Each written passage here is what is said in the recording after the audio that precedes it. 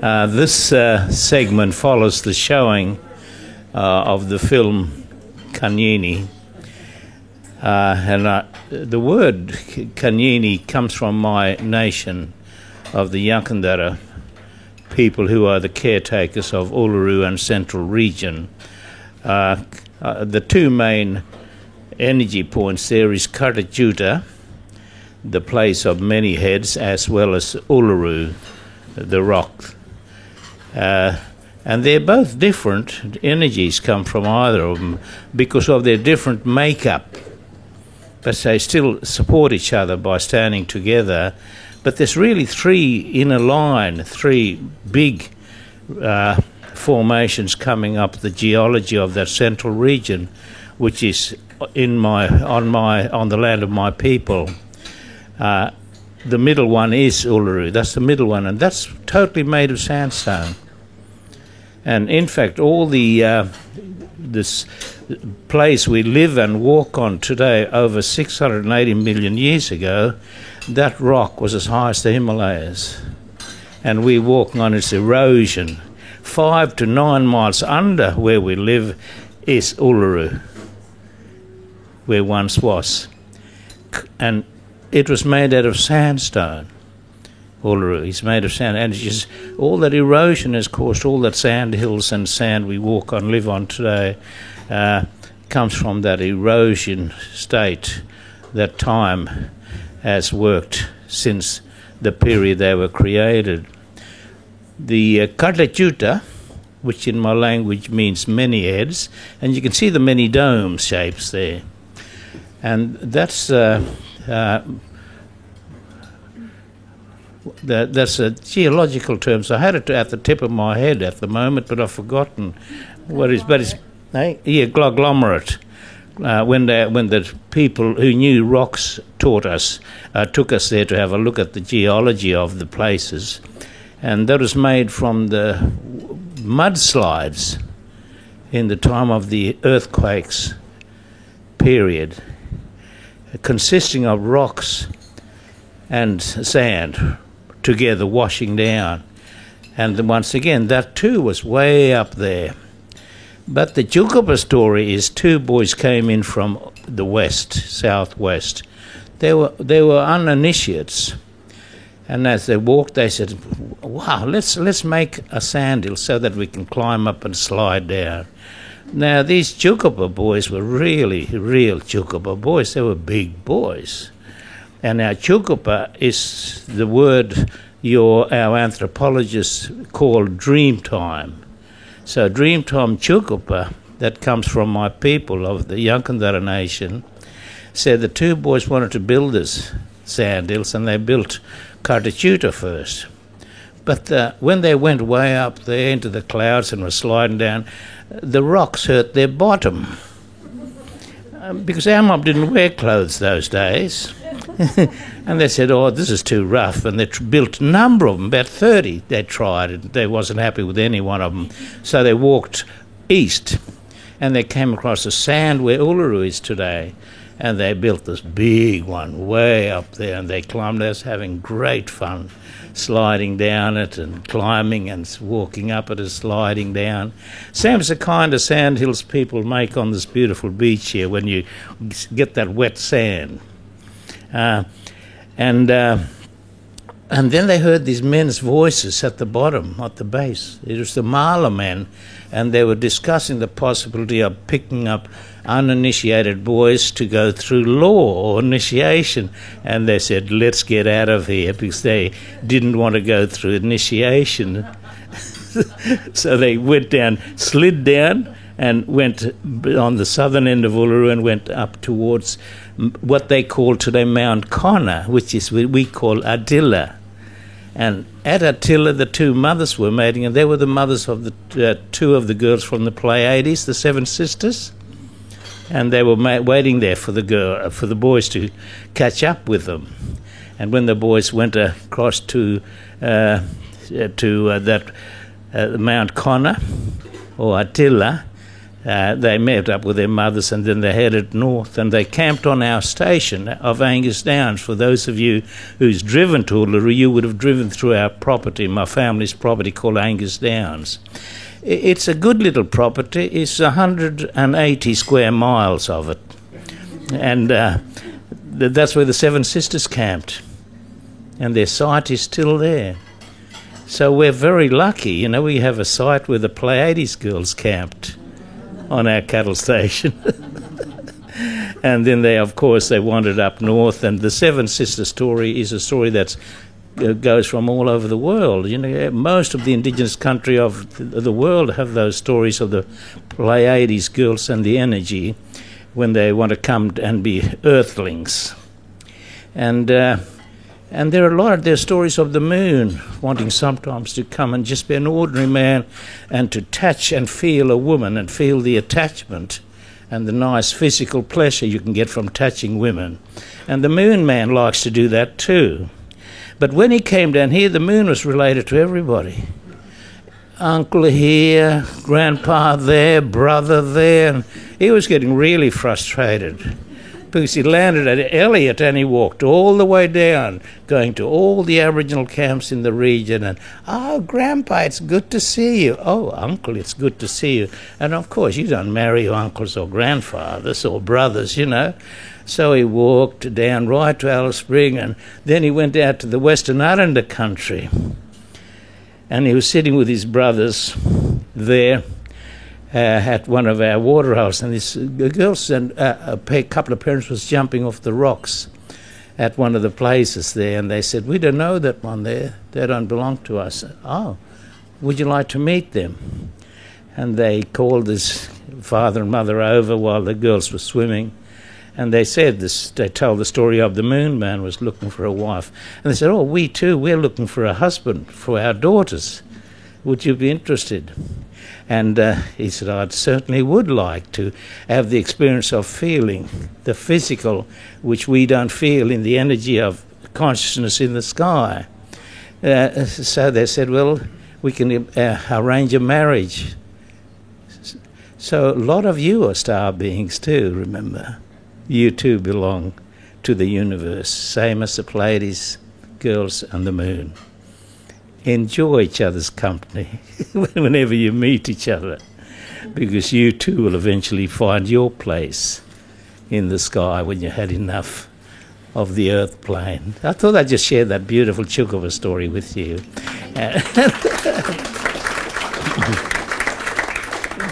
Kanyini means living a life of unconditional love for all living and life, and accepting the responsibility by self for self. Blame no one. And the example I like to share is my boys, when they were starting to find girls they wanted to spend some time with, would come home very frustrated sometimes. "Dad, that girl made me so mad. You know, she made me..." No one can make you mad except yourself, because all those emotions come from self. And each time, I loved saying this, when you point or judgment of another causing your displeasure and happiness, one finger's pointing to that person, but three is pointing back at you. Always remember that. It starts with self. You are the only one who can retain the love you need to give to others. You can develop it, and it is your responsibility to do that. So don't expect anyone else to do it for you.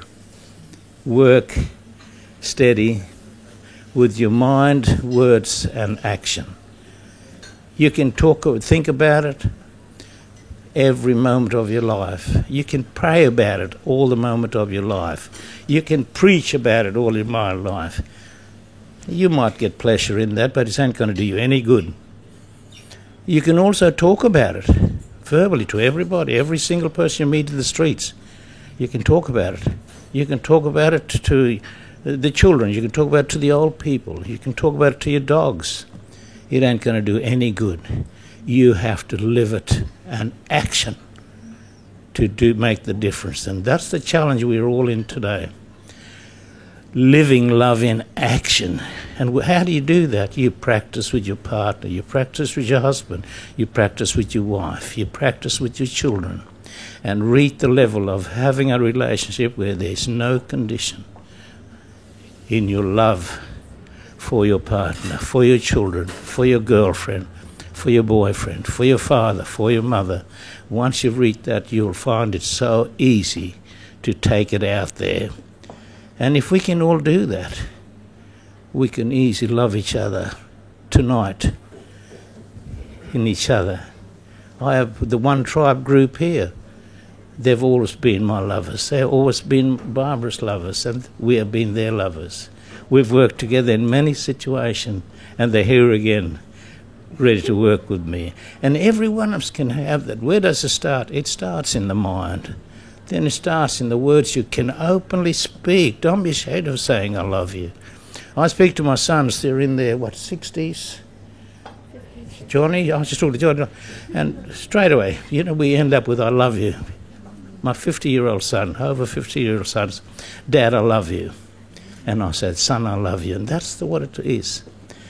Use the words, it's good to hear that. But live it in action.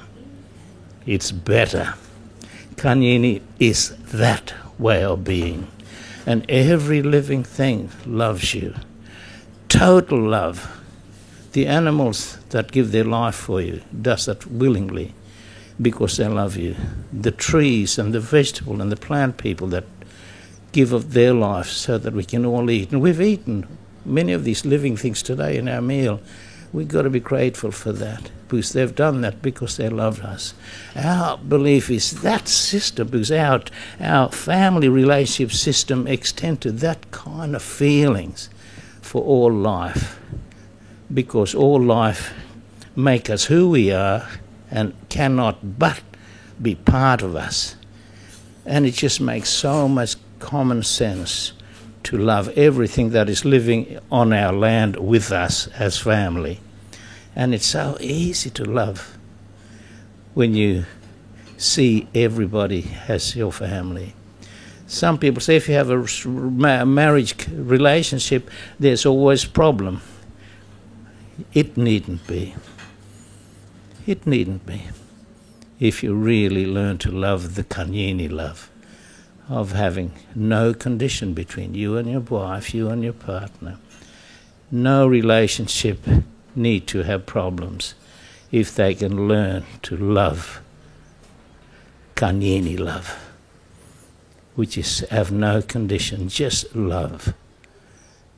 I want to leave that message with you today. I'd like to sing a little song for you, a Chukupa song of creation.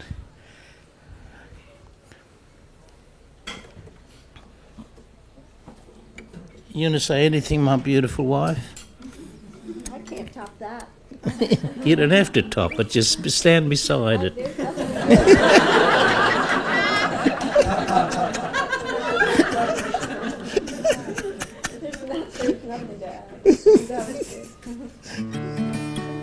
Then you can help me sing, eh?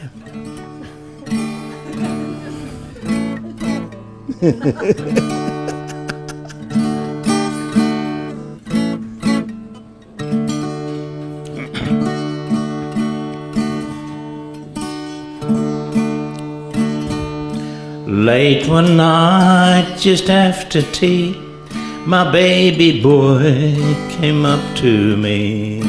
With his eyes shining bright, he said to me, "Oh, my daddy, I want to know about something that bothers me. Daddy, where did I come from? You know the sun and the moon and the stars up in the sky. You see the mountain, the flowers and the trees. You see the river and the sea and feel the wind that blows so free. That is where and from them all you come from. Oh, my son, all I can say, are the things once said to me by your grandma and your grandpa so long ago. In the past when things were men and men were things long time ago, these were the words when I asked were said to me. You know the sun and the moon and the stars up in the sky. You see the mountain, the flowers and the trees. You see the river and the sea and feel the wind that blows so free. That is where and from them all you come from. Well, my son, all I can say are the things once said to me by your grandpa and your grandma so long ago. In the past when things were men and men were things long time ago, these were the words when I asked were said to me. You know the sun and the moon and the stars up in the sky. You see the mountain, the flowers and the trees. You see the river and the sea and feel the wind that blows so free. That is where and from them all you come from. That is where and from them all we come from.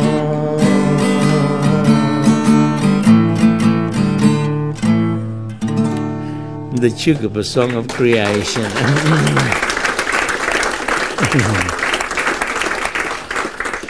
And in our culture, we believe in when we're in the state of spirituality prior to coming to earth, we're just drops of water in an ocean of love. That oneness is a reality, but it doesn't just put only humans are there. In our culture, we believe all life is equal to each other. So every plant that's living with us has equal rights, so as we too have that. We have no more rights than any other living thing that's living with us. And it's our responsibility to acknowledge their right to live with us in the state they chose to be in. They breathe, they drink water, they eat food. Not the same way we do, but without them doing the sort of things we do to live, they too will die, same as we would die. And to me that makes a lot of common sense, to get the similarities of all living. If your little dog didn't eat, it'll die. If it didn't drink water, it'll die. If your pussycat didn't eat, didn't drink, it'll die. Same as us. And that's what the old people say. Everything is the same. We are all living entities and should respect each other because of that commonness that creates the oneness. Life. Life is that. And it seems it's not hard for me to really accept that trees have right. But from that little raindrop in the water of an ocean of spirituality, of living, we're all there because that's where we all come from. That's why the major part of our makeup is fluid. That's how closely related to every other living thing. Because exactly, our difference is really minor. And our similarities are real big, major. Tick. And my people have taught me to care for all living. And I like it. And in that system they say, when you decide to come to the earth plane and you're discussing it, a lot of the tree people are listening to you. We're saying the same ocean of love with you. A lot of the snake people are listening to you. A lot of the bird spirits are listening to you. They're all there. You're all together in it, in the sameness, in the oneness of that reality. And if they say, oh, if you're going there, I'm going to go too. So you decide on a site what you're going to pick, and it might be some of the creator sites. In coming to Uluru is a big snake from the south coast. And 100 miles wide as he crawled away. Not necessarily straight line, they wander all over the place like the rivers. But he found his way to the north of Uluru. But everything that is conceived and born on that energy line is as a snake totem. And that is the major number one relationship system that you bring into this world from the spirit world in our system. So you come in from a spiritual relationship, forgetting it at birth, and find yourself being born within a family system, related, because you have already established that relationship by choosing the one totem creation site that you have decided to be conceived on and given birth on. And it's that kind of common reality that has retained peace amongst 500 nations in this continent of Australia. There's no history of war amongst 500 nations in this country. That's why I like to promote everyone is family. And all you have to do is accept that and really greet every neighbour, every person you meet as a family member that you haven't seen for a while, for the first time. And for the ones who retain your friendship with each other, strengthen that in every way you possibly can. And me and Barbara, we live in different parts of the world, but it didn't take us long to get together. I bumped into her in Perth. Yeah, and Julie said, there's a girl looking for a husband there. And, and I said, oh, who? She said, that one there. I said, oh, I'd love to have her for a wife. Yeah, so Julian made us have a relationship together. Something like that, eh, Barbara? So Julian's really an angel of love. He brings people together if he thinks they're right for each other. Do you want to hear the story of how we met? Yes. It's Barbara's time to talk. It's hard to know where to start because, we all look back in our lives, I'm sure, and we see how the universe is so brilliant in setting the stage for where we're meant to go. And all of it ties in, I think, hopefully to our purpose and not just our personal learning and karma cleaning up and all of that, but really the purpose that has to do with being in service to each other and to all life. So I was born into this family that really set me up to have an understanding and a kind of an innate way of being that was without judgment because of differences. And, like many people, I had many years of a lot of hard learning, the kind of learning that comes through making the mistakes and, getting the bumps. But something shifted that coinciding with becoming a grandmother around that time. And there was a destiny waiting for me that I really, it took me by surprise a little bit. But what happened was I was in Perth for my grandson's first birthday because my daughter had met and married an Australian many years ago. And I was there for 5 weeks when Dakota turned 1. And the day before I left Perth, I had a dream with a voice that was very clear and told me to go to the Didgeridoo Breath Shop in Fremantle, that I was going to meet somebody to collaborate with in my work. And so I told my daughter, we have to go to Didgeridoo Breath Shop. I was looking for a didgeridoo player that used the didge for healing. So I went back to America, and more of my life blew up a little bit, and I lost my job. But I stayed in touch with Julian, and he eventually told me about Kanyini, because you had been invited to play the Didge along with Gareth at the opening of Kanini when it came to Perth. So because we had had these conversations and something felt really right about it, I went online and I Googled it and I ordered the film without hesitating. And I was in the middle of a very tedious divorce after 22 years of marriage, very unexpected. And the last thing I really needed to be doing was to be distracted from the business of divorcing, because it's a lot of work. But I watched this film, and I was so blown away by what I saw that I picked up the telephone, and this is a little bit uncharacteristic, but I picked up the telephone and I rang the producer in Sydney. And I said, this man needs to be on Oprah with the Dalai Lama. This is the answer to world peace. Why doesn't the world know about this culture? And why is it that I've been coming to Australia for years and I never had an inkling about the beauty of the indigenous people's ways of living? So I, that night, actually, got woken up again by a voice. I have to be careful when I talk about these voices, because they have... But it's the truth of the story. I got woken up by another voice. It was as if someone stood over me with a megaphone and woke me out of a sound sleep at 3 o'clock in the morning, and it said to me, this is the root. And it had the same quality as two other times in my life. One had been 20 years before, and then one a couple of years before. And the first time it said, love is the key to all things.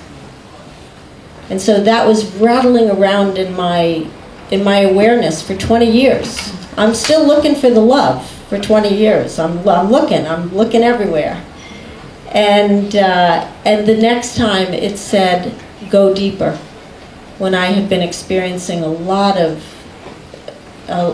challenge, betrayal and sadness and grieving and all kinds of things. And then this is the root.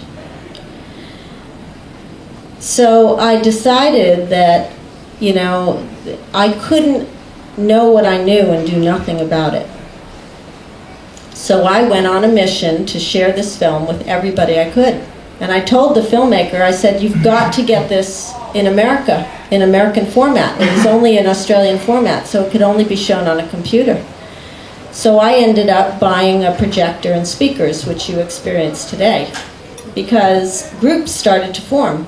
I'd show it to a friend and they'd say, oh, you know, my so-and-so, my spiritual group would want to see this. And other people said, oh, my environmental group is going to want to see this. And I was in America for 1.5 years showing Kanini to everyone I knew. And so many people were saying, what can we do? What can we do? And I was saying, I don't know. I only know what I can do. So 1.5 years goes by and my daughter says to me, Mom, why don't you come? The divorce is over. Why don't you come and be a grandmother? Get a 1-year visa. It'd be so helpful for me, and I think it'd be really good for you. So I did. I flew to Perth on a 1-year visa, and Julian was still there. And he says to me eventually, guess who's coming to town? So little did I know that Bob Randall was on the board of the healing place where Julian worked, and he was coming to town to give a workshop. So I, of course, signed up. And I woke up the day of the workshop, and I'm not a groupie. I would have been happy to be invisible, but I woke up that day and I felt like someone had injected champagne into my blood vessels. I was effervescing.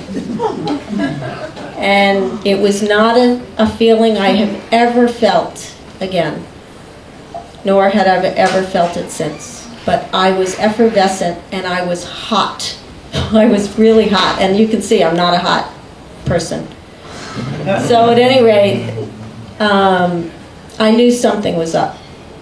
And I had had many experiences beyond just those voices that were so potent with feeling, whatever you want to call it, the super consciousness that goes beyond us, that guides us in life.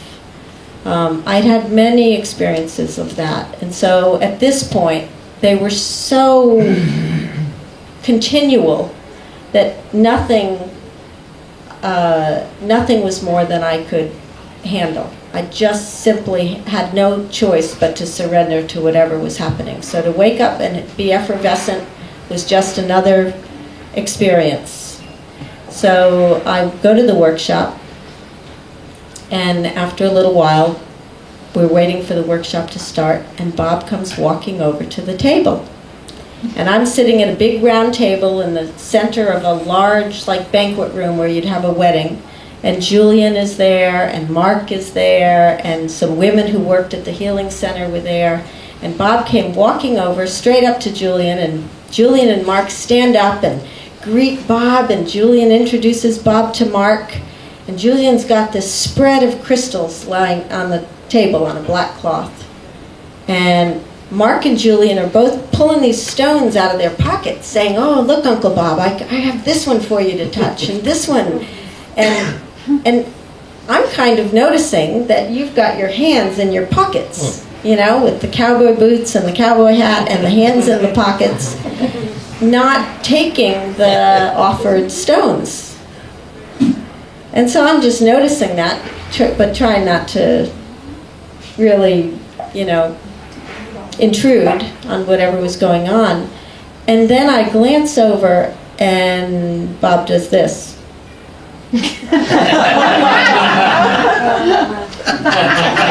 And, you know, that's universal sign language. So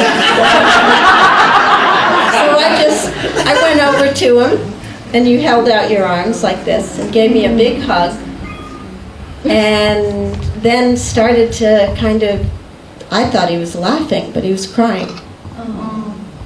And we leaned back, and I look into his eyes, and he's got tears streaming down his face.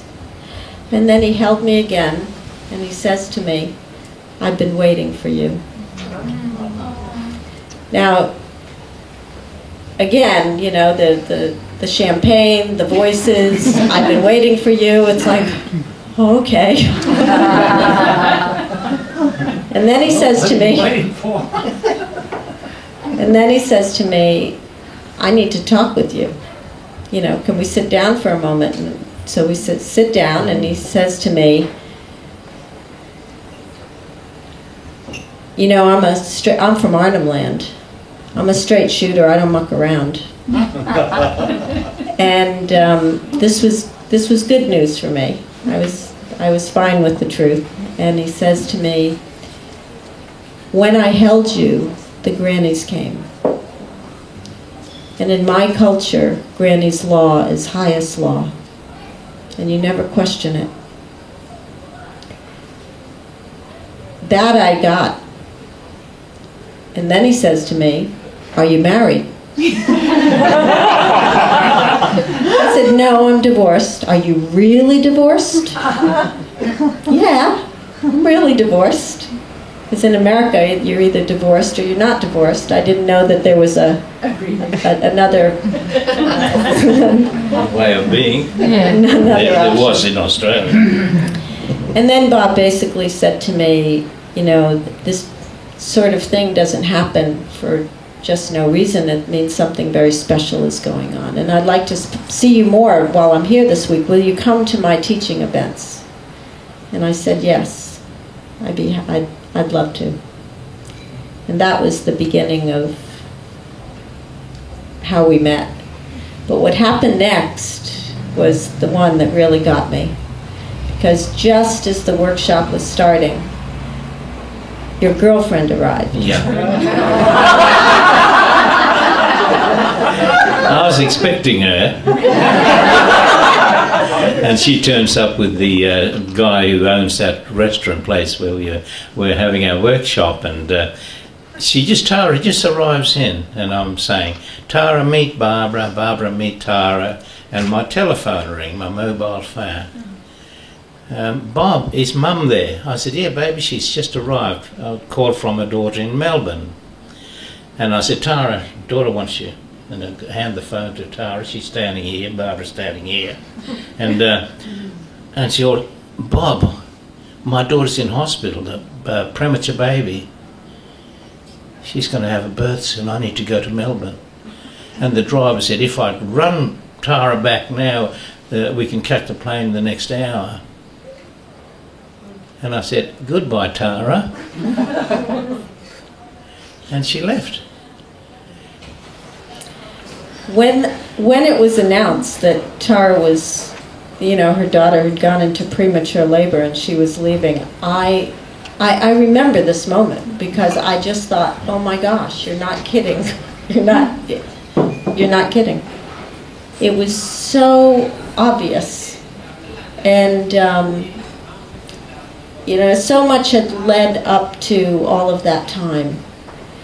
And if I had learned anything, it was, be careful what you ask for, truly, because it is amazing when we're willing to be in the service to all that will be and really surrender ourselves to this force of the universe that really expresses itself as an incredible intelligence of love.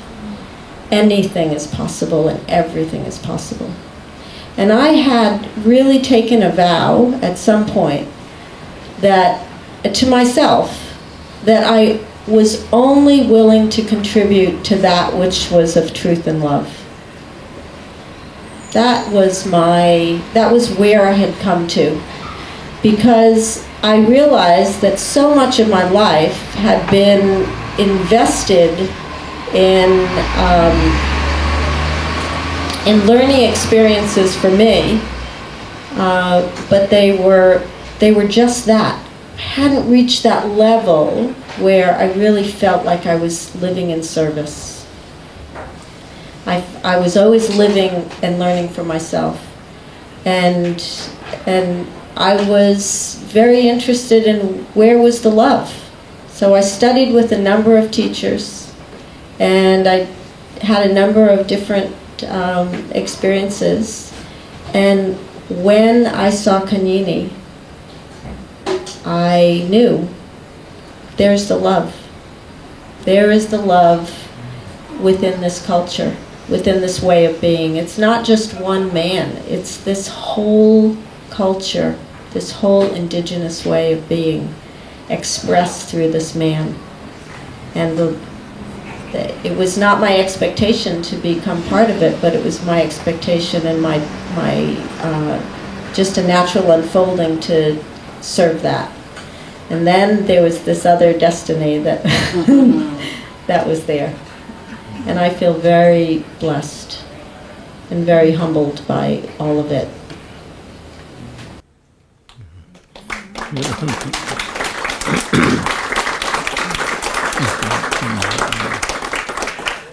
And when you find that space, you will find you are eternal. Every single one of us can be, if we so desire, and you live in the way that you can be in that space. Because what stood beside us as soon as I touched Barbara was my dead grandparents and my dead wife and my dead mother. And that's what caused the tears. I became so emotional. And because that only happened once other time before me, and it was the time I composed the song My Brown Skin Baby. They Take Him Away, where my mother came and sat in the plane seat beside me. And I knew it was her, because I became teary, and when I looked at her like this, it was my mother. She was dead too. But this Kanyini love is unreal. Death is nothing but another place to be. It's nothing to be afraid of. And you can just come and go as you desire. When you live in that space of love, that Kanyini level of love, having no condition, but loving for the sake of just loving. And to be happy, it's a good level and space to be at. When you can so easily, your people who passed on can just come and stand beside you when they want to convey a message to you. And my dead wife was there, and my grandfathers was there, and my grandmother, and it was this grin on their face I couldn't get over, and I'll never forget it. It was like, we've travelled the world for you, and we know this is the right woman. Will you take her or not? These were all my dead ancestors standing beside me, and I looked at her again, and I said, is this real? So I had to touch her again the same, and they said, it's real, we mean it. That's how, what's possible, living in that Kanyini space. And if you get there, you'll realise exactly what I'm saying. It is so, the oneness dominates, where death is just a doorway of another way of being. And I want to share one little story for you. My nephew, you may have heard of him. He worked for the department. My nephew was Charlie Perkins. Those you may have known him, that's my nephew. We knew he was dying. He knew he was dying. Me and him met near the Commonwealth Bank, and we was just opposite us. And we walked over, and I said, I'll show you, Charlie, you stay here. I opened the Commonwealth Bank door, and I walked in, and I said, Charlie! Yeah, Uncle? Can you hear me? Yeah, of course I can hear you. You know I'm here, eh? Of course I know that. I saw you go in through the door. I said, well, I'm dead. And he got it. I walked out. I said, I've just come back to you from being dead. He said, thank you, Uncle. I have no fear of going.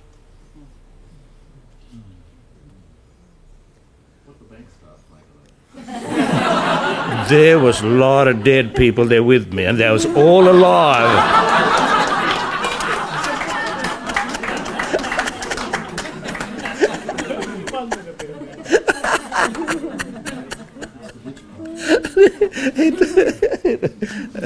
And that's it. It is beautiful to live life to the fullest while you're here, but live it with love for all living.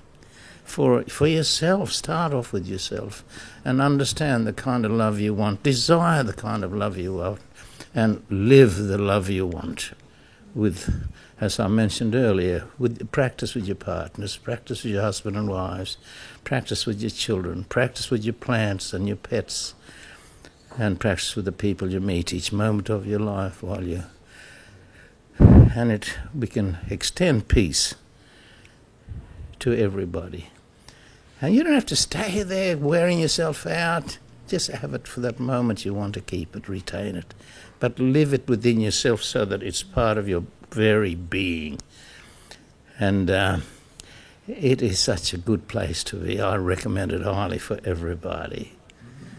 Well, it's in the energy between people more as well as you. Once you find it in each other, it's in every living thing.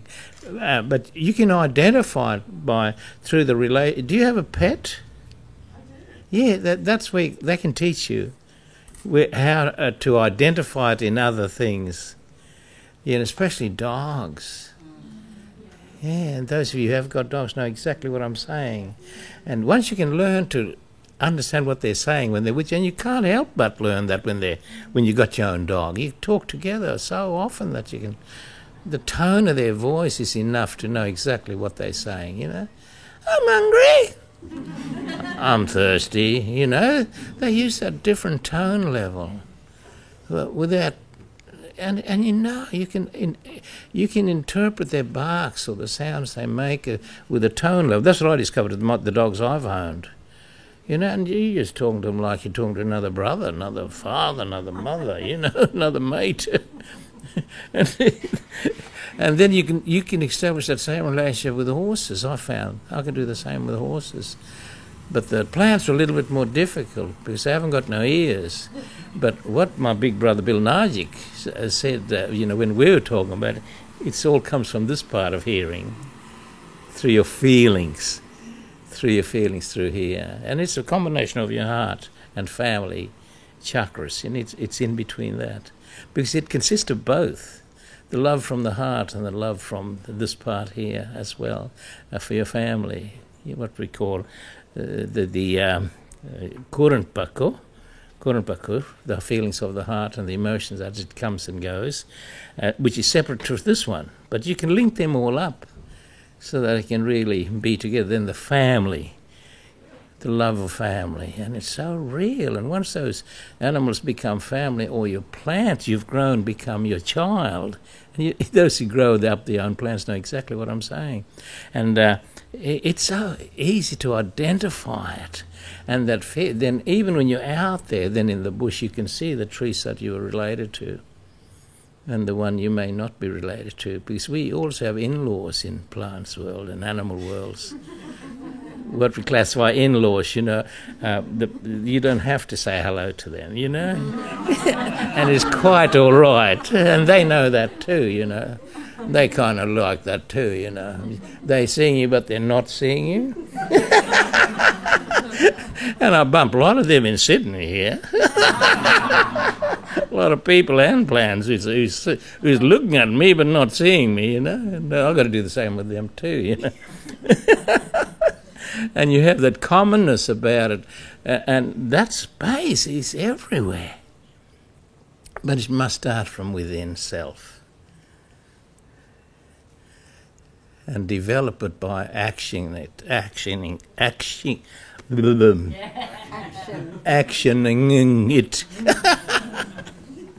English language is hard to speak. It's my third language.